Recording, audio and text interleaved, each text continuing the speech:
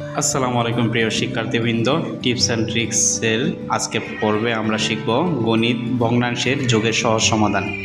6 সমস্ত 2 ভাগের 1 যোগ 4 সমস্ত 3 ভাগের 1-এর যোগটা কীভাবে সহজ পদ্ধতিতে করা হয় সেটা আমরা শিখব।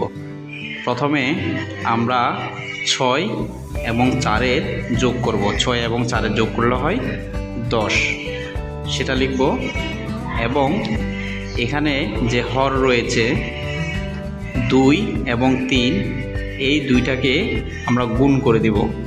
এই দুইটাকে গুণ করলে 3 দুগুণে 6, সেটা আমরা নিচে লিখব হর। এবং আবার 2 এবং 3-এর যোগটা লিখব লব। 2 এবং 3-এ যোগ করলে হয় 5, সেটা হচ্ছে উপরে লিখব। আমাদের উত্তর হয়ে গেছে 10 সমস্ত 6 ভাগের 5, এটা হচ্ছে উত্তর। প্রিয় শিক্ষার্থীবৃন্দ, ঠিক একই নিয়মে সমাধান করুন 4 সমস্ত 3 ভাগের 2 এবং 7 সমস্ত 4 ভাগের 2-এর যোগফল কত হয় সেটি কমেন্ট বক্সে লিখুন।